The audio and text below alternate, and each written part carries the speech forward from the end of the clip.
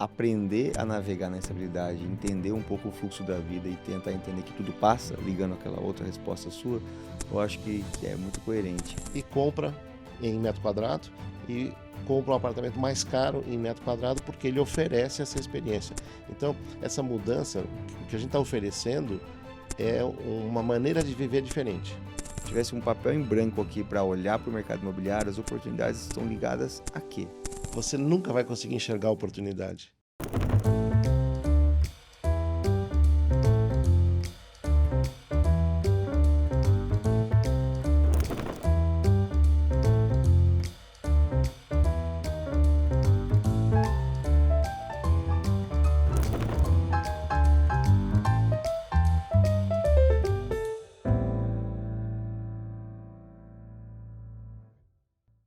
Bem-vindos ao Rethink Talks, o podcast que se propõe a discutir e repensar o mercado imobiliário, pensando de maneira diferente, permitindo ter dúvidas onde as pessoas só têm certezas.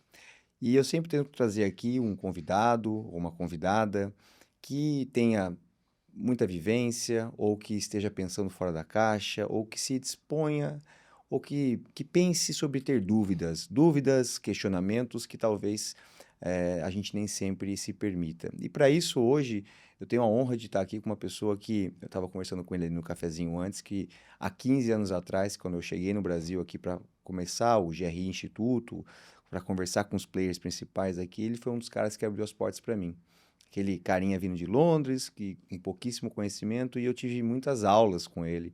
Tive a oportunidade de aprender muita coisa, e desde então, há 15 anos, a gente troca muita informação e ideia. E quando eu pensei nesse projeto, um dos nomes lá atrás foi o do Márcio Botana Moraes, que hoje está CEO da Even, e é um amigo de mercado, um cara que pensa diferente e que tem o chapéu de empreendedor, já viveu muitas coisas empreendendo, um eterno curioso, e é um prazer ter você aqui hoje, Márcio. Muito obrigado pela presença. Obrigado, Gustavo, obrigado pelo convite. E o que ele falou não é verdade, eu aprendo mais com ele do que ele comigo, mas eu acho que o importante é isso. O importante é você. Eu sou empreendedor, né? O É, importante é você ser curioso para poder empreender nas coisas novas aí que a gente tem no mercado. é exatamente essa curiosidade que traz as dúvidas e as dúvidas trazem a inovação. Mas antes da gente começar a falar um pouco do tema principal aqui da nossa conversa, eu queria entender quem é o Márcio, né? O Márcio que já tem décadas de mercado aí, tem muita história, muito conhecido aqui para quem é do mercado imobiliário, não te conhece, deve estar acompanhando pouco o mercado. Conta pra gente um pouco aí, de maneira resumida, essa carreira tão bonita sua de tantos anos. Difícil resumir 45 anos, né? De carreira. Mas, primeiro você usou um adjetivo que é curioso, né? É o que eu sou. A gente começou há 45 anos, ou 46, eu diria, foi 79. Eu já comecei empreendendo, eu nunca tive como um cargo de executivo agora, né? Depois de velho, né? Fui conseguir um cargo executivo, que foi Uhum. esse primeiro, fazem 2 anos que eu estou lá. Mas eu acho que assim, a minha experiência sempre foi essa. Na verdade, foi tentar empreender desde o começo. A gente começou com uma consultora inicialmente, depois nós montamos uma incorporadora. No meio dos anos 80, a incorporadora nasceu, que é a RFM, e de lá para cá a gente tem diversas áreas que a gente sempre testou, como com a curiosidade, né? Entra numa área, sai de uma área, porque a gente entende que aquilo não era a nossa especialidade. Mas a minha carreira basicamente foi na área de engenharia, da construção, depois da incorporação, da hotelaria, que a gente começou nos anos 2000. Depois nós testamos um pouco o mercado de concessões, que a gente viu que não era o forte da nossa experiência ou do que a gente sabia entregar. Porque o importante não é fazer, você tem que entregar, e entregar com qualidade, com o que Uhum. o público espera. Depois nós passamos para a área depois das concessões, a gente abriu uma empresa de capital aberto de hotelaria nos anos 2007, na época do IPO, dois dos IPOs, né, Vários, né? foram vários em 2007, a gente passou Um por isso deles. também, fechamos a empresa de hotelaria depois, e continuamos só com a nossa unidade de hotel, que é o Chai, que você já tem algumas entrevistas aí com o José Romeu. Mas eu acho que toda a carreira foi uma carreira de buscar empreender.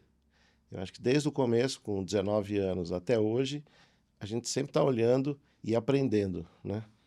aprendendo com o mercado, com as oportunidades que surgem na sua área.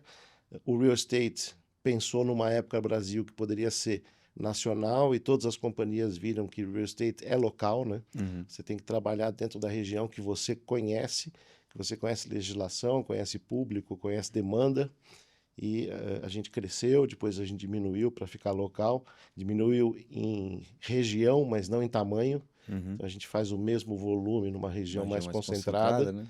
e que a gente conhece muito mais o mercado, você fica muito mais especialista. Mas é um pouco disso a trajetória. Legal. E há 2 anos, como CEO de uma empresa de capital aberto, né, como Muda bem, né? executivo, né, É. e sócio, mas a gente está no mercado novo, era uma transição também, que era importante fazer, que eu acho que eu tinha que fazer essa transição tanto na minha empresa familiar como numa empresa de capital aberto. Muito legal. E estamos testando novas experiências. Tudo que for diferente, a gente vai tentar enxergar se é viável, como Buscar as fazer e o que oportunidades. fazer. É.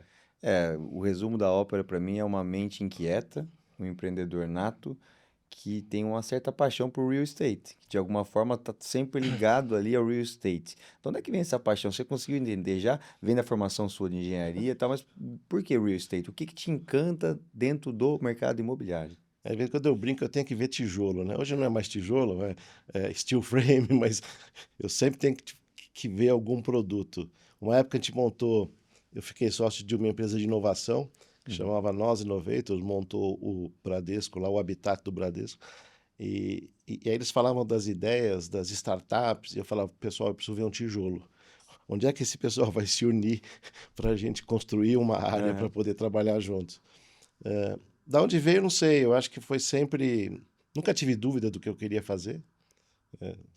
Meus pais diziam que desde pequeno eu já falava nisso. É mesmo. Talvez. Interessante, porque você não conhece muito o menino hoje em dia que fala assim, eu quero trabalhar na área, ou quero construir, quero fazer. Na Interessante isso verdade, eu aí. nunca tive dúvida. Que interessante. Sempre foi isso Sempre foi uma que paixão. foi ligado ao real estate, ou construção, ou incorporação, ou criar produtos diferentes. Eu acho que a gente, no começo também, a gente trilhou um caminho que era um caminho de não ser igual a todo mundo. Uhum. Então, quando a gente lançou os primeiros projetos, e eu diria que até hoje, né? A Tenta gente tenta sempre lançar produto que não compete com o que tem. não é repetir o que está em- dando certo, fazer mais do mesmo. Não, não. Na É. verdade, uma área que nós nunca entramos, que seria Minha Casa Minha Vida, né? Que é de baixa renda, não sei fazer. Se eu entrar, eu vou perder dinheiro, porque devo construir mais caro do que os players que estão no mercado e que sabem fazer, né? Uhum. E ela é muito repetitiva, ela é muito industrializada. O que pelo menos o que eu sempre enxergo é o que é diferente, o que é inovador, o que é difícil, o que ninguém testou ainda.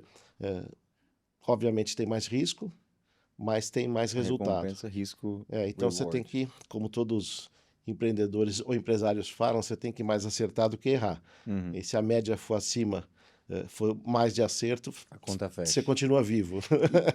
E, e quando você olha para a tua carreira com tantas lições, com tantas histórias, vitórias e derrotas, né, que fazem parte dessa construção de quem você se tornou hoje, se você tivesse que pegar um momento ou uma lição principal que te marcou, alguma coisa que te ajudou a formar a sua forma de conduzir os negócios hoje.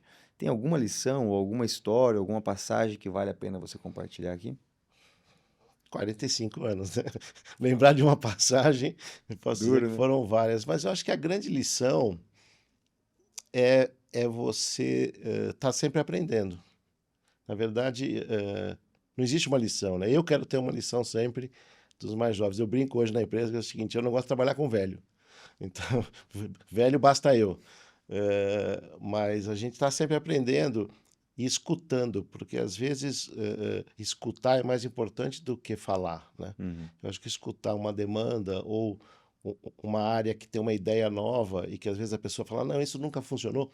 O nunca funcionou não quer dizer que não vai funcionar num período de tempo diferente. Então, o que nunca funcionou 10 anos atrás não quer dizer que não vai funcionar nesta década. Então, eu acho que você precisa estar sempre testando essas coisas que nunca Interessante. funcionaram. A frase que eu não gosto é Ah, nós já fizemos isso, não funciona. Não deu Não, certo. desculpa. Entendi. Talvez não tivesse no Agora, momento certo, na hora certa. perfeito isso. Agora, quando a gente pensa em mercado imobiliário, é um mercado que atua muito em ciclos longos, né? Você vai entre identificar uma área, lançar um produto, vender, entregar, etc., são alguns anos. E aí isso traz mais risco, porque você fica sujeito às questões de mercado, às volatilidades de um governo, de aprovações, de regras, da economia. Isso talvez às vezes inibe um pouco esse repensar o mercado imobiliário, né? E dentro do propósito nosso aqui, a gente tenta questionar algumas coisas, ou o status quo de algumas coisas de mercado. Que tipo de coisas que você consegue olhar no mercado hoje em dia ou do passado, que são transformações importantes de pessoas que falam assim, não, isso aqui é possível ser feito. Por exemplo, em 2010, eu lembro que eu, nas primeiras vindas aqui, em 2011, na verdade, no segundo ano que comecei a vir para o Brasil, eu questionava muito sobre os microapartamentos, que na Inglaterra naquela época era muito comum, e aqui no Brasil não era tão comum ainda. E algumas pessoas falaram para mim, ah, isso aqui nunca vai funcionar no Brasil. Porque aqui não. É, Aqui eu o lembro brasileiro precisa de disso. espaço. Você lembra dessa Vocês história? trouxeram no GRI, É. inclusive, eu não sei se era o O Sanzel São veio. Zé falou exatamente isso, É, não sei se você lembra disso. é, Ele perguntou por que vocês não fazem microapartamentos para renda, é ou isso. prédios inteiros para renda. E o Então são, mercado são coisas falava, que não com o vai tempo funcionar. vai mudando, né? É. Que às vezes as pessoas querem que algo vá acontecer do dia para a noite. O mercado imobiliário você tem que ter uma leitura um pouco mais lenta, né? Com toda a sua experiência, quando você olha assim, qual que é a lição que você tira desse racional que eu estou colocando para você aqui? O, o racional é que tudo passa, né?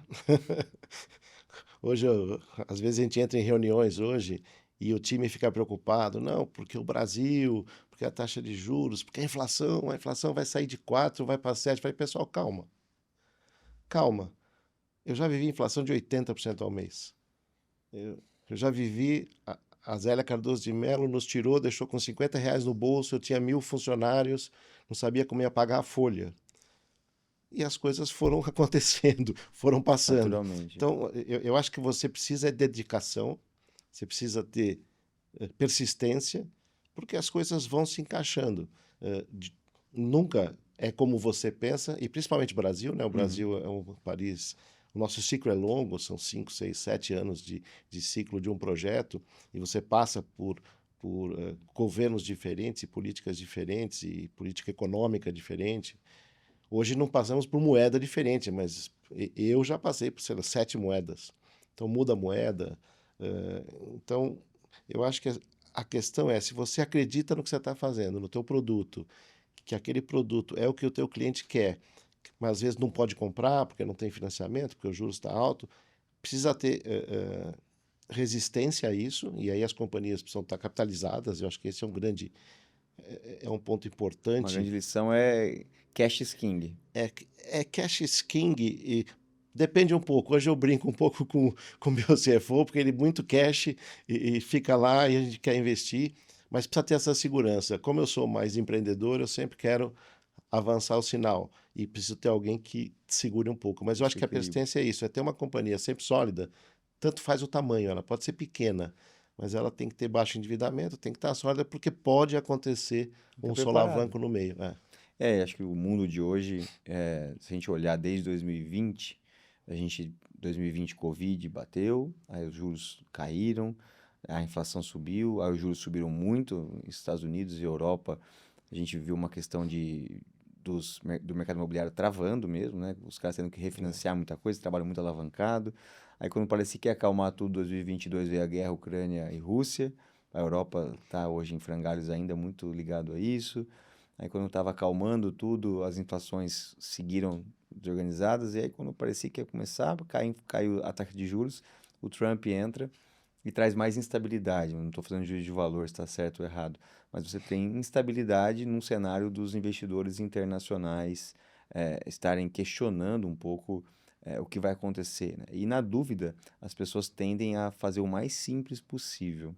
De que maneira que você acha que esse contexto internacional tem impactado a atratividade do Brasil como um player para atrair novos investidores? Eu tenho ouvido muito falar que, olha, tá tão turbulento as coisas no mundo que os caras têm preferido colocar dinheiro em mercados que eles conhecem melhor do que vir novos players de fora, etc. E você viveu muita coisa no mercado. Eu lembro de 2010, 2011, aqui o volume de private equity Era funds enorme. vindo para cá era enorme. Hoje em dia secou bastante. Você atribui a esse cenário internacional ou você acha que o cenário doméstico com essas questões aqui tem mais peso? Ou é um mix? Não sei. Eu acho que é um mix dos dois. Eu acho que o cenário internacional realmente pesa e quando essa instabilidade acontece, os investidores ficam mais presos ao que eles conhecem, né? No Brasil é a mesma coisa, né? Quando o cenário fica instável, as pessoas correm para renda fixa, então fica na Uhum. renda fixa Com juros desses? com juros altos, então ela vai se segurando por aqui até o momento que ela tende a arriscar. A grande descoberta que todo mundo quer fazer é quando é essa virada de curva, né? Quando a curva para, chega no fundo do poço e começa a subir. Uhum. Normalmente você nunca vai saber quando é isso, porque pode vir uma outra estabilidade, mas o mercado local de real estate, e aí eu vou falar da incorporação residencial, muito menos de logística ou de outros investimentos, na incorporação residencial, ela sofre por várias pontas, né? A gente teve esse ano um abril muito ruim, e aí todo mundo pergunta, mas por que a vendas em abril caiu tanto? E foi geral no mercado. E a gente fala, não era local. Talvez tenha sido o Trump com a guerra apertando, e aí todo mundo parou, inclusive Uhum. os compradores nacionais. Já junho voltou, porque parece que está estável. Então, assim, a vida é instável. O ser humano Talvez é aprender a instável. navegar na instabilidade, né? Eu acho que essa é a grande característica que o brasileiro tinha em relação ao estrangeiro. Hoje o estrangeiro já está aprendendo a navegar na estabilidade porque eles estavam muito tranquilos até Estão aprendendo, né? a Estão era tendo que aprender, né? pré-Trump, era muito tranquila. Acho que talvez Hoje, até 2020, né? Acho que quando o Covid chegou. Porque o que eu vejo é que de 1990 a 2020, se a gente parar e analisar esse período histórico, pouquíssima instabilidade séria, mesmo como a gente teve nos anos anteriores, com crises maiores. Teve lá em 2008 a não, crise dos teve Estados Lehman Unidos, Brothers em Lehman Brothers, né? exatamente Que pegou. Mas se você olhar 2008. no todo, os caras operaram com juros muito baixos lá fora e inflação muito baixa. Isso que você tem mestrado, doutorado e pós-doutorado de operar com moeda que flutua, inflação alta, juros altos, que o brasileiro, né, o O empreendedor, brasileiro é normal. natural. Os caras lá fora não estavam É. habituados. Foram 30 anos com certa, apesar de 2008 a 2009 ele ter essa crise, foi certa estabilidade no mercado, né? Então acho que eles estão tendo que reaprender como operar real estate É. não com juros tão baixos, com dinheiro tão barato, né? Pós-Covid, quer dizer, Covid a gente esqueceu, né? Parece que faz tanto tempo, Mas, né? a gente esqueceu, mas Covid foi um Terrível. soco no estômago, né? Que todo mundo parou, não podia sair de casa, você não sabia se continuava, demitia, fechava a empresa. eh, É. ou seja, foi uma dúvida total. Eu acho que a gente consegue, de novo, a gente consegue passar, né? O Uhum. mundo passou por isso, foram criadas as vacinas e tudo isso. É mais uma instabilidade que passou. E eu acho que a gente tem que aprender a viver na estabilidade. Isso faz parte de empreender. Empreender Fazer paz com isso, né? é correr risco. Então você tem que conseguir ficar tranquilo correndo risco. Se você não consegue ficar tranquilo correndo risco, não empreenda, porque o teu risco pode vir de qualquer lugar. E acho que o real estate tem uma dose a mais ainda, porque é mais longo, né? Aí você fica exposto a muito mais tempo para essa estabilidade. Mas acho que essa é uma primeira lição muito boa dessa conversa. Eu acho que aprender a navegar na estabilidade, entender um pouco o fluxo da vida e tentar entender que tudo passa, ligando aquela outra Né? resposta sua, eu acho que é muito coerente. Agora, dentro desse fluxo de estar aberto à instabilidade, quanto mais aberto está na instabilidade, você vê uma oportunidade em alguns problemas, em alguns momentos também. Quando você olha em oportunidades e o mercado imobiliário nos próximos 5 ou até 10 anos, quais são as principais oportunidades que você entende? Eu não estou falando de um país específico ou de um tipo de produto. No mercado, qualquer coisa assim que você enxergue que, pô, se eu tivesse que hoje, tivesse um papel em branco aqui para olhar para o mercado imobiliário, as oportunidades estão ligadas a quê? Vou te dar uma Bola de resposta, vou cristal. te dar uma resposta que você não vai entender que assim, você nunca vai conseguir enxergar a oportunidade, porque ela aparece é como se fosse um espasmo, assim, apareceu uma oportunidade. Você não consegue prever uma oportunidade. Porque ela depende de todos esses fatores, né? De mercado internacional, de mercado interno, de política, de tudo isso. e às vezes a oportunidade aparece.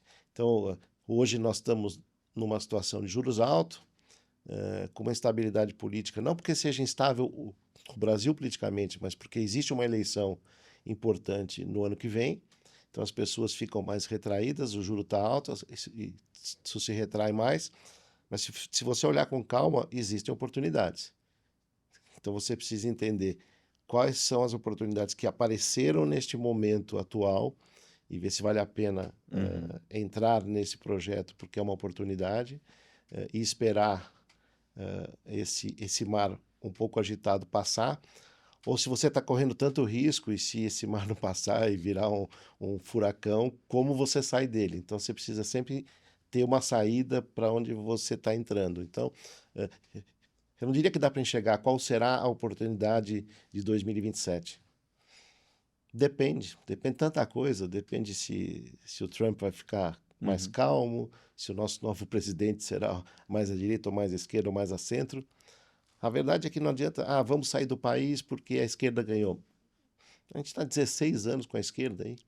Então, assim, e nós estamos vivendo, e estamos Tá trabalhando. tudo bem. Não é o melhor cenário, mas é o que temos. Uhum. Esse país é E, isso. e quando você olha para. O mercado imobiliário tem vários mitos, ou não diria mitos, mas vários dogmas, vários conceitos muito enraizados, etc. Existe algum, pode ser que não exista, existe algum que você questiona, ou uma opinião que você tenha sobre uma verdade absoluta de real estate, que talvez seja algo que vale a pena a gente questionar, mesmo que você não esteja certo? Algo que você tem pensado sobre alguma verdade? Por exemplo, teve um convidado que eu falei, pô, fala-se, ele falou, pô, fala-se muito de location, location, location. Não é mais só location, location, é muito mais do que isso, ficou muito mais complexo e tal, que é um dogma, a localização ser tão chave, né? É, Tem algum dogma, assim, alguma coisa forte de real estate que você questionaria? normalmente eu questiono todas, né? Ótimo. Porque quando você questiona todas, talvez você ache um caminho que nem o público ou o teu cliente sabe que quer e você oferece uma coisa que ele não sabe que ele quer e ele acaba comprando. Eu acho que esse é o dogma location, location, location, que realmente é um dogma, mas não é sozinho, né? É o que a gente fala, não adianta location com preço caro, não adianta location com baixa qualidade. Uhum.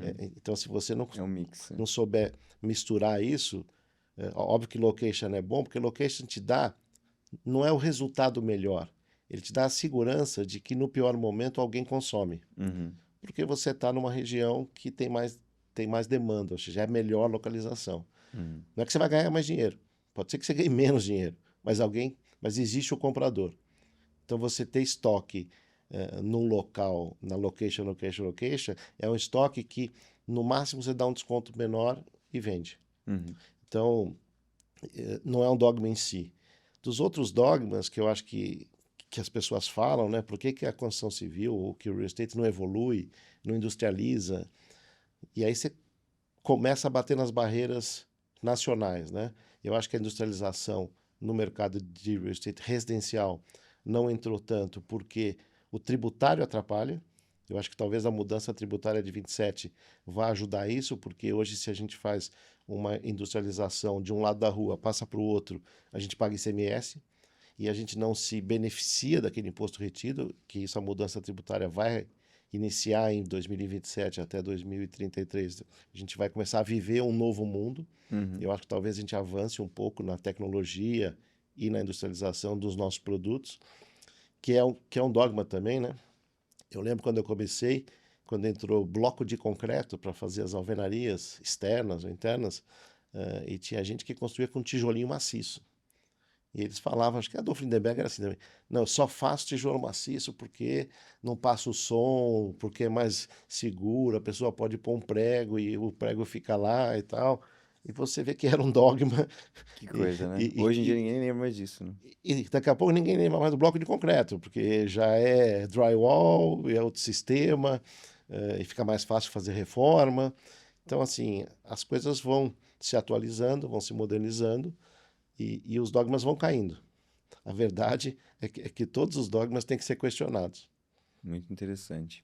E quando você olha para o mercado residencial especificamente, a gente tem visto muito uma evolução, vamos lá, né? A gente vê uma evolução que antigamente os apartamentos tinham um quarto de empregada, aqui em São Paulo principalmente, nas capitais.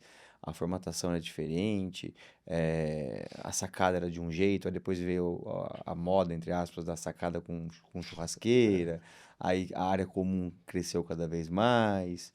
Para onde nós vamos no mercado residencial, que é uma área que você está mais ativo atualmente? O que você imagina que possa ter de inovação? Tem a ver com serviços, tem a ver com tecnologia, tem a ver com tamanho? Quais são as mudanças que você percebe que, vale, que vão ser parte de um processo de repensar esse mercado imobiliário de residencial? Acho que tem a ver com tudo isso que você falou, mas tem a ver com experiência. Experiência. É, porque a gente trabalha no residencial, no alto e no altíssimo luxo. Uhum, E as pessoas sempre me perguntam, principalmente analistas financeiros, de bancos, e de investidores, se tem tanto rico para comprar apartamento de alto padrão. E uma das frases que eu sempre falo é o seguinte: é o mesmo rico. Antigamente, falando há 20 anos atrás, tinha um dogma que era o seguinte: o alto padrão não vai na piscina do condomínio porque não se mistura. O alto padrão não faz ginástica, uhum, não faz sauna. E hoje, se os projetos não tiverem essa infraestrutura dentro, que é uma piscina coberta, que o seu personal possa ir lá te dar aula, uma área de fitness que o seu personal vá e dê aula para você. Se não tiver cabeleireiro, hoje a gente faz salas com os equipamentos. As esposas chamam os maquiadores, cabeleireiros, para serem atendidos dentro de casa. Por uma facilidade, porque tem mais trânsito, porque é mais seguro. Então, hoje, o cliente que estava num apartamento grande da safra antiga quer um apartamento que tenha isso, porque ele hoje vai na piscina, ele vai no fitness, ele usa a infraestrutura. Então ele troca, ele vende um apartamento mais barato e uhum. compra em metro quadrado e compra um apartamento mais caro em metro quadrado porque ele oferece essa experiência. Então, essa mudança, o que a gente está oferecendo é uma maneira de viver diferente, que é o que ele quer. Ou Uhum. seja, ele não quer viver como ele vivia, entra no hall de entrada, sobe no apartamento dele e fica lá. Entendido. Acho que essa foi uma grande mudança no real estate de alto e altíssimo luxo. No de médio padrão, acho que também que são os condomínios clubes que foram feitos em grande volume e as pessoas hoje vivem nesses clubes, até porque a gente dá esse exemplo também dos clubes. O clube hoje ficou caro. Se você tem um filho pequeno que ele tem aula de tênis num clube, você demora um ano na fila de espera de qualquer dos clubes que ficam na região Uhum. sul e sudeste de São Paulo, sul e oeste, que é onde a gente atua. Então hoje está difícil ir para um clube e se você ficar sócio, você não consegue a aula, porque ele tem que entrar numa fila de 5.000 sócios que Uhum. estão lá, com filhos e tudo. E no seu condomínio você busca essa área que já te dá essa experiência diferente, você não precisa estar no clube todo dia para as aulas. Então, assim, tem uma forma de viver diferente. E a comodidade também de estar ali, desceu, pegou o elevador, você já está na área, né? É diferente você ter que pegar algum trânsito, chegar no clube, etc, né? Ou ir buscar seu filho na escola, que fica Exato. do outro lado do rio, e levar num clube que fica do outro lado, e aí você passa 4 horas do dia no carro, né, Uhum. para fazer esse trajeto entre a escola, o clube e a aula de inglês. Aí você fica, quando você pode ter um pouco dessa experiência mais perto. Um tema que no Brasil ainda é muito incipiente, né? Que eu trago aqui às vezes nas conversas, no sentido de questionar e entender até que ponto que vale a pena ser questionado ou não, é a questão do multifamily, né? Que na Europa, Estados Unidos é extremamente comum, né? A gente teve aqui a presença do Vitor, que é o CEO da Greystar para o Brasil, que é o cara que toca o Greystar. Acreditam muito no multifamily, você tem iniciativas deles com a Cirela, a Brookfield com a Lugo, enfim, várias iniciativas começando, mas não é nem 1% do mercado ainda, né? Está É. engatinhando, com essa taxa de juros faz muito difícil isso acontecer, mas a pressão nos preços dos aluguéis está aí. Eu acho que o déficit habitacional ele não me parece diminuir. Eu ouço desde 2010 que são mais de 100 milhões de unidades de déficit e eu não vejo esse número baixar, né? As pessoas continuam casando, saindo de casa, separando também. Hoje em dia o divórcio É. gera duas residências, etc. Qual que é a sua leitura sobre essa área, assim? Eu sei que você não está atuando especificamente nisso, mas você viaja muito, conhece muito lá fora também do Brasil, há muito tempo vê isso aqui. Você entende que no futuro esse mercado tende a ser um mercado relevante no Brasil, ou você acha que a gente está muito longe disso ainda? Eu acho que o multifamily ele tem uma questão cultural, né? Acho que a primeira base é essa. Ele pode ser um bom mercado nas grandes capitais, né, do Brasil, mas é uma questão cultural. Nós somos o anglo-saxônico tem mais disponibilidade a não ter a propriedade. E nós não. Nós temos A gente gosta de nós ter. temos uma questão cultural de ter a propriedade. Quando você fala multifamily, às vezes você fala venda compartilhada. O cara quer ter o título, nem que seja de metade do apartamento, mas ele quer ter a matrícula. Então a gente tem essa formação da nossa base de formação cultural do país, né? Porque a gente veio de Portugal, que é uma base mais cristã e católica. Então, primeiro, essa base é difícil a pessoa não ter a solidez de ter um imóvel. Por isso que o grande sonho é ter Casa o própria. apartamento, a casa própria. Eu acho que isso é o grande contra o multifamily. Mas nas grandes cidades, e talvez com a nova geração vindo, ela é mais desapegada, né? Eu uso a mesma coisa, carro, né? Antes, quando eu fiz 18 anos, eu queria um carro. Eu também. Hoje meu filho não sabe nem trocar, nem sabe guiar carro, porque ele É. odeia carro, ele quer o Uber, metrô, o que seja. Então, a mudança geracional, eu acho que incentiva o multifamily. Uhum. E também tem a questão de empregos, né? Se você pegar essa geração Z, ela é menos fixa a uma carreira dentro de uma companhia, então ela se move mais, e isso deve Uhum. aumentar a demanda por isso. Então acho que é uma questão que vai ser, é outro dogma que vai ser rompido, de talvez você não precisar ter o seu imóvel que ninguém carrega para lugar nenhum, né? Porque está ali e pode ter mais títulos investidos ou ficar Uhum. vivendo em locações que hoje vai ser mais barato do que pegar. Eu acho que a questão habitacional, a gente escuta isso há muitos anos. Eu acho que desde que eu comecei, tem o déficit habitacional no Brasil. Milhões e milhões de unidades. Eu acho que o Minha Casa Minha Vida, realmente, a política foi bem calçada e vai ficar e resolve para para esse pedaço da população, que é o grande volume. Uhum. O que fica na classe média baixa para cima é taxa de juros. Enquanto você não tiver um país estável, que tem uma taxa de juros estável durante muitos anos, né? Acesso ao Diria, funding, né? é, para você entrar num financiamento é muito caro. E aí talvez o multifamily cubra parte desse período agora. Mas esse déficit ainda vai continuar. A gente ainda é um país jovem, estamos caminhando para ser um país de idosos, né? Uhum. Mas é muito daqui a 10, acho que 15 anos, mas a gente ainda vai ter essa demanda Acho não que atendida ainda. você tocou num ponto que eu vou fazer uma provocação aqui, criar uma polêmica aqui, sem ter o objetivo de estar certo ou errado. Eu costumo dizer para quem me acompanha aqui, aliás, se você está acompanhando a gente, chegou até aqui, deixa seu like aqui, segue a gente no canal, compartilha esse vídeo também aqui, que é um trabalho feito com muito carinho, e essas pessoas que estão aqui são muito ocupadas, assim, eu fico muito feliz quando vocês param para vir conversar com a gente, eu acho que faz parte do processo de pessoas que querem compartilhar as histórias, então eu conto com o seu apoio aqui, que está seguindo a gente. Mas eu costumo dizer bastante aqui para quem acompanha o nosso podcast, que o objetivo aqui é não sair daqui com, quem está assistindo, sair daqui com certezas. Mas se a gente conseguir colocar umas 3, 4 dúvidas na cabeça, eu fico feliz, né? E para isso a gente tem que buscar umas polêmicas aqui. Uma polêmica boa que eu acho que é que eu ouço muito há muitos anos, fora do Brasil principalmente, mas no Brasil também abraçou-se muito esse discurso, foi que a nova geração não quer ter o seu imóvel. E eu falei isso, tá? Em algumas vezes. Eu falava assim, acho que é verdade. O pessoal não quer ter, eles não querem ter o carro, eles não querem ter isso. E é algo que realmente eu ouço muito falar. Aí eu paro e penso, às vezes, e começo a conversar com essa geração nova.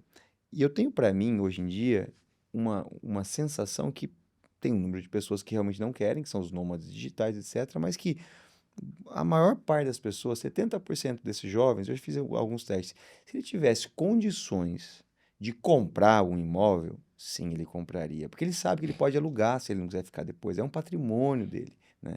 E você tem muitos gurus do mercado financeiro dizendo que não vale a pena comprar um imóvel, etc. Eu acho que vale a pena comprar um imóvel, porque além dos índices de valorização, etc., que eu acho que fazem sentido se você se alavancar, conseguir fazer um empréstimo bancário com bons juros, faz sentido. Mas para além de tudo isso, eu sou cientista social, não sou engenheiro, eu tenho um índice que os engenheiros não colocam, que os economistas não colocam no papel, que eu costumo brincar que é o índice de felicidade humana. Tem alguma coisa no nosso DNA, Márcio, que tem a ver com, com aquele ser humano que é o mesmo DNA do cara que vivia na caverna. A gente vivia numa caverna, a gente buscava uma caverna, um lugar para sentir que a gente pertencia àquilo ali, que a gente podia voltar ali à noite para dormir, para ter relação com a nossa família, para estar com as pessoas, etc. E acho que às vezes a gente ignora isso por um mundo que não tem a ver com o Brasil, mas tem a ver com o mundo como um todo, numa crise habitacional nunca vista na história da humanidade. Você tem problemas seríssimos habitacionais na Europa hoje em dia, nos Estados Unidos, em vários países mais desenvolvidos e que os jovens estão endividados para poder entrar na faculdade, se endividaram muito e não ganham o suficiente para comprar o imóvel no preço que existe hoje, por mais que o juros seja baixo. Então eu tenho para mim que sim, tem uma parcela pequena que não quer ter seu imóvel, mas que eu acho que a gente tem que falar a verdade, assim, no sentido de, não que seja uma verdade, mas assim, entrar em contato com o sentimento real. Será que eu não quero ou realmente não tenho acesso, né? É, falei muita coisa polêmica aqui, ou tem alguma coisa Não, aqui que você acha que... eu concordo com você no que você falou. Eu acho que é o seguinte, tem os nômades digitais que realmente querem estar num mundo mais digital do que real, mas acho que a maioria quer comprar sim. O que não tem é condição. Compraria se tipo, Não, pudesse, não? eu tenho certeza disso, porque faz parte do ser humano, de formação de família. Se ele quer formar uma família, ele vai querer comprar um imóvel para proteger a família dentro desse Uhum. imóvel. Então, assim, eu acho que faz todo sentido, não vai cair essa demanda. O que nós não temos é o funding É, de longo prazo que possa atender esse público. A gente tinha poupança no passado, os bancos digitais ensinaram à população o que é muito bom, a aplicar em excelente, poupar CDBs, e em NTNs, em diversificar. letras do tesouro, em diversificar, que pagam mais do que a poupança. Esse dinheiro foi saindo da poupança. Hoje a poupança tem uma estabilidade, mas ela é pouca para o mercado que tem. Uhum. Então a gente o nosso setor está tentando ver como a gente consegue criar novos mecanismos para ter financiamentos de É, a longo gente tem prazo. acompanhado isso. Acho que a gente precisa, essa é a grande luta que a gente tem, porque a questão não é financiar a produção, é financiar o comprador. Porque a produção é um período de 2, 3 anos Uhum. que você capta e devolve. Mas se eu não tiver a ponta do cliente, eu não teria o comprador. Então, eu acho que é muito mais uma questão de ser humano mesmo e que eu acho que essa demanda não para. Não é que todo mundo vai viver de aluguel. Isso é muito mais volto no anglo-saxão, porque ele se endivida mesmo para Uhum. fazer uma boa faculdade, sai da faculdade devendo, aqui também, né? Já tem alguns financiamentos. Uhum. Então, assim, é a falta do poder aquisitivo para poder comprar a E se unidade. vai para o aluguel, muitas vezes, é pela necessidade, não é É pelo isso. desejo de morar para aluguel, né? Não é pela liberdade de mudar Exato. de apartamento Ah, de eu uma não hora quero para outra. comprar, eu vou querer alugar. Eu acho que a gente tem que falar sobre isso. Até porque eu acho que a tendência, e é uma outra polêmica que eu quero levantar aqui, polêmicas do bem, tá? Não estou querendo pôr você enrascada, não. O pessoal da assessoria lá, empresa de capital aberto, é importante tomar cuidado. Eu não quero chegar nesse ponto. Mas eu tenho a sensação também que as pessoas vão indo para o aluguel pela falta de condições de comprar mesmo imóvel. E aí tem uma outra polêmica que é muitas vezes o culpado, mas as pessoas não conseguem mais comprar o próprio imóvel. Às vezes as pessoas nas minhas redes sociais lá, by the way, me sigam lá no @Gustavo Favorão no Instagram, que eu estou sempre dando meu espetáculo lá também. E trago alguns recortes dessas conversas lá. Mas as pessoas falam muitas vezes que a culpa é do incorporador. O imóvel está muito caro. A culpa é do incorporador. Esses incorporadores gananciosos, eles querem sempre. Eu falo, vocês não estão entendendo que existe uma lei da demanda e da oferta, que existe uma série de custos que estão atrelados a uma série de coisas que não tem controle do incorporador, que a margem dos incorporadores, elas não vem aumentando, Elas vêm elas diminuindo. vêm É. diminuindo. Então, se o imóvel está mais caro, não quer dizer que está sobrando mais dinheiro para o incorporador, né? Então, acho que esse mito... E aí é um discurso muito apoiado pela imprensa, muitas vezes, eu acompanho muito esse tema, não só no Brasil, tá? No mundo todo, o incorporador é tido como vilão. Sendo que a margem está cada vez mais comprimida, não é só no Brasil, no mundo todo está mais comprimidas. É, e as pessoas esquecem muito da responsabilidade do poder público na subida desses preços, né? Eu acho que de coeficiente de construção dos terrenos, velocidade de aprovação, etc. E a gente As não... próprias regras, As né, que regras que são exigem vocês criadas, fazerem, ou o seja, tempo para se aprovar e para se construir e para se entregar, ou seja, quanto maior a oferta, se vocês pudessem fazer mais, vocês fariam mais. Com mais oferta de imóveis, o preço tende a cair ou se estabilizar. o incorporador tem essa, Essa essa, pecha, essa né? pecha de ser vilão. Outro dia, mas é muito simples, né? A taxa de juros está alta. Eu tenho uma base de acionistas. Os meus acionistas querem uma empresa que tenha segurança, Saudável. estabilidade, saudável, que distribua dividendos. Então a gente tem que ganhar um pouco acima dos juros. Senão a gente ficaria em casa, pega o dinheiro e aplica. Exato. Como a gente gosta de empreender, a gente tenta criar essa situação de que a gente vai buscar esse resultado. O preço do imóvel final é a soma disso. É a soma de toda essa burocracia que a gente vive com os terrenos, que também sobe, porque às vezes falam que é o material de construção, mas o terreno também sobe muito. Também. Então, e aí você chega numa conta, mas é um ciclo de 7 anos, né? Entre começar a estudar um terreno e receber a última parcela de último comprador, às vezes é mais de 7 anos, quando Uhum. não tem financiamento. Então, é muito longo e a gente vive esses 7 anos nessa instabilidade. Se a gente vai ter o resultado esperado, vai ficar abaixo ou acima do que se o dinheiro ficasse aplicado numa letra do Tesouro, que não precisa fazer nada e o Tesouro trabalha para você. Então, eu acho que essa pecha de ser o especulador, eu vou dar um exemplo que eu citei numa reunião que a gente teve. A gente lançou um projeto em São Paulo, que é o Faena São Paulo, na Eusébio Matoso, com a Diogo Moreira, a uma quadra da Faria Lima. É um projeto grande, 20 mil metros quadrados de terreno, 2 torres de 42 andares, projeto complexo, com hotel embaixo, tudo isso. E as pessoas falam, mas está custando caro, vocês são especuladores. E a gente estava numa exposição sobre urbanismo, que a gente se preocupa com o urbanismo do entorno, né? De como Uhum. é que o entorno vai conviver Uhum. com essa unidade imobiliária. E tinham 3 secretários, secretário de licenciamento, secretário de urbanismo e tal. E eu falei exatamente isso. Falei, a gente sempre é considerado Vilão. o vilão da história e o especulador. Deixa eu contar uma história para vocês. Esse terreno que a gente está aqui, meus pais moravam há 60 anos atrás. Eu nasci nesse terreno. Eu tinha convidado um vizinho nosso que estava ali, e essa pessoa que tá aqui no palco, que é o nosso vizinho e é parceiro, Perguntante. Uhum. há quantos anos a sua família está aí? Ele falou, há 120 anos. A olaria do avô dele era onde é o Shopping Eldorado. A olaria do avô há Imagina só. 120 anos atrás. Aí eu brinquei com os secretários e com as pessoas públicas que estavam ali e falei, olha, nesse local, nessa região, a gente não veio aqui para comprar, construir, ganhar dinheiro e ir embora.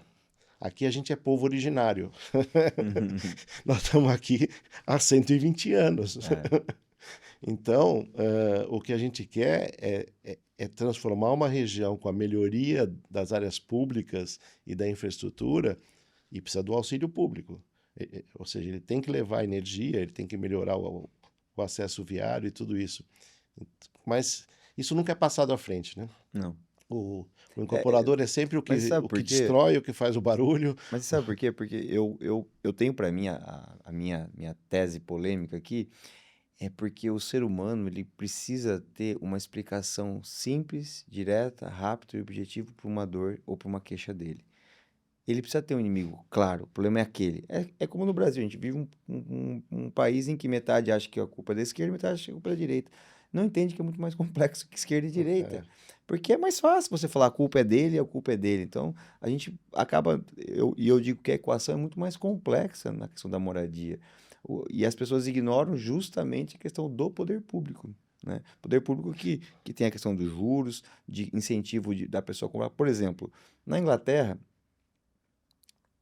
Acho que antes disso, hoje para o cara comprar financiamento normal, ele vai ter que financiar o quê? De entrada ele tem que entrar com 30% pelo É, menos. 20, 30%. Né? É. Pô, para um cara comprar um apartamento de 600 mil, o cara tem que juntar 30%, tô falando de 180 mil reais. Pô, não é fácil um trabalhador juntar 180 mil reais para dar Por de muito entrada. tempo. É bastante É. dinheiro. Na Inglaterra, isso também é uma verdade, mas em 2007, por exemplo, eu comprei meu apartamento lá, eu estava começando minha carreira. O governo subsidiou essa entrada para mim, como primeiro, chamava First Time Buyer, era um programa do governo inglês, em que eles te emprestavam 25% do valor da entrada desse imóvel. Esse valor não era dado para mim, ele era emprestado. Então eu tinha que conseguir o mortgage, o financiamento para 75% e os 25% de entrada. Eu fiz exatamente isso. Só que depois de 10 anos, o acordo meu com o governo Você inglês, tinha que eu pagar. tinha que pagar 25% do valor do imóvel. Veja só. Depois desses 10 anos, o imóvel quase triplicou de valor. Eu não paguei 25%, eu paguei o equivalente a 75%, que foi 3 vezes É. mais. Então o governo ganhou dinheiro com isso. Eu tive que me virar para pagar, mas foi ótimo, porque sem essa empurrão Você inicial, não eu teria não, comprado. não teria condição. Estava no começo da minha carreira, era um jovem ali, começando a fazer. E até hoje eu tenho esse imóvel, está alugado, é um belíssimo investimento, sem ter precisado colocar dinheiro do meu bolso. E mais, Márcio, por conta da taxa de juros não ser tão alta, o aluguel que eu pagava naquele momento era o dobro do que eu paguei de financiamento. Veja, qual foi o papel do Estado nesse processo como um todo? Foi fundamental. Sem o Estado, eu nunca teria tido acesso ao meu imóvel. E o incorporador ganhou dinheiro dele, o Estado ganhou dinheiro, porque foi uma excelente jogada para E ele, você conseguiu comprar o e seu eu imóvel. consegui comprar meu imóvel. É. E foi um imóvel que nasceu meu filho, que eu comecei minha vida, foi o meu primeiro imóvel, né? Então, eu acho que as soluções são mais complexas do que simplesmente querer atribuir culpa a vocês incorporadores ou ao É. mercado imobiliário especulativo, etc. É que é difícil você construir esse racional. Na verdade, são políticas públicas que precisam existir para isso, com um foco específico. E hoje a gente sabe que é muito difícil construir essas políticas públicas. O mercado vai ter que se resolver no mercado. Mas com juros altos é sempre muito Muito difícil. difícil. Eu diria que o meu primeiro imóvel que eu comprei, eu ainda comprei junto com outro amigo, e o sinal que eu dei foi, eu tinha ganho um Rolex dos meus pais, Uhum. eu vendi o Rolex, comprei e dei o sinal do apartamento. É isso. Foi o primeiro passo que eu dei para poder ter metade de um imóvel. Que depois eu vendi para esse meu amigo que estava casando antes de mim, então Ficou com o ele imóvel. ficou com o imóvel e eu recuperei e depois comprei outro. Mas assim, se você não tiver a oportunidade, mas isso é em tudo na vida, né? Uhum. Se, se, e, e aí, de novo, volta para aquela sua questão. Qual oportunidade você enxerga? A oportunidade você não enxerga. É. Ela aparece. E aí você tem que. Agora, quando ela aparece, a gente tem que ter uma coisa chamada coragem. E eu percebo que isso muitas vezes falta, especialmente para aquele cara que está querendo ouvir a gente para aprender como que eu quero entrar no mercado imobiliário. Acho que é entender quando a oportunidade aparece e você tem que ter a coragem também, né? Mas aí é da personalidade de cada pessoa. Não adianta você exigir coragem de uma Concordo. pessoa que não terá essa coragem, e se fizer essa ação, pode ser muito pior para ele, porque vai ficar muito inseguro. Então é muito de pessoa a pessoa de ter a coragem, e provavelmente esse que terá a coragem de correr esse risco será um empreendedor no futuro. Estamos chegando aqui na fase final e tem um outro tema que eu acho que é uma tendência de mercado imobiliário, que a gente tem falado bastante aqui no Brasil, lá fora já se fala bastante, que é o senior living, né? Eu sei que você lê bastante, estuda bastante. Qual é a sua leitura desse mercado aqui? A principal dificuldade é a operação, porque que vai ter uma demanda crescente, a gente sabe que o mercado está aumentando a base, né? A necessidade.